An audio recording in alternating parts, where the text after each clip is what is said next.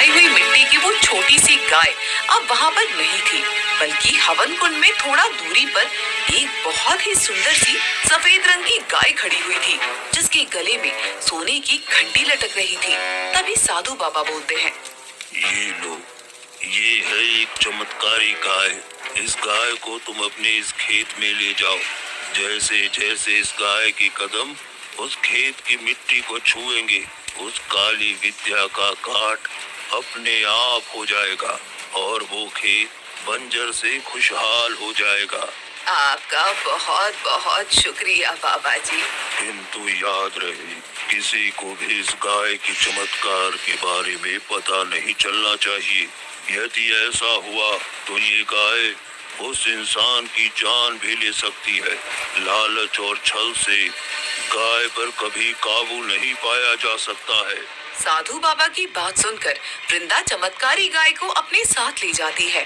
अगली सुबह से वृंदा चमत्कारी गाय की मदद से खेत में जुताई करना शुरू कर देती है। जैसे जैसे वो गाय जुताई करके अपने कदम खेत की मिट्टी पर डालती है, वैसे वैसे ही बंजर मिट्टी एकदम बढ़िया मिट्टी में बदलने लग जाती है। सुबह से लेकर शाम तक की मेहनत से आखिरकार खेत में जुताई का काम पूरा हो जाता है। इसके बाद वृंदा मेहनत के साथ आगे की खेती का काम शुरू करती है। वृंदा खेत के साथ साथ उस चमत्कारी गाय का भी पूरा ध्यान रखती है। देखते ही देखते उस खेत में गेहूं की अच्छी खासी फसल लहलहाने लगती है। पहली फसल की कटाई के बाद वृंदा उस फसल को बेचकर अच्छे पैसे कमा लेती है और उस फसल का कुछ हिस्सा अपने लिए भी रख लेती है। एक लंबा वक्त गुजर जाता है और अब वृंदा के पास उस खेत के अलावा भी बहुत सारी जमीन थी। उस सारे खेतों में अपनी चमत्कारी गाय से ही खेती करवाया करती थी। ऐसे ही एक दिन जब मधुर शहर से अपने गांव आता है, तभी वो वृंदा से मिलने के लिए आता है। अब वृंदा के हालात पहले से काफी ज्यादा बदल चुके थे। ये सब देखकर मधुर हैरान हो जाता है। घर के बाहर चमत्कारी गाय मधुर को देख अपने गले की घंटी को तेज तेज बजाने लगती है।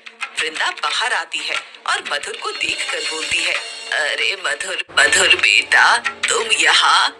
हाँ माँ, तुमसे मिलने का बहुत मन हो रहा था, तो बस इसीलिए चला आया गाँव।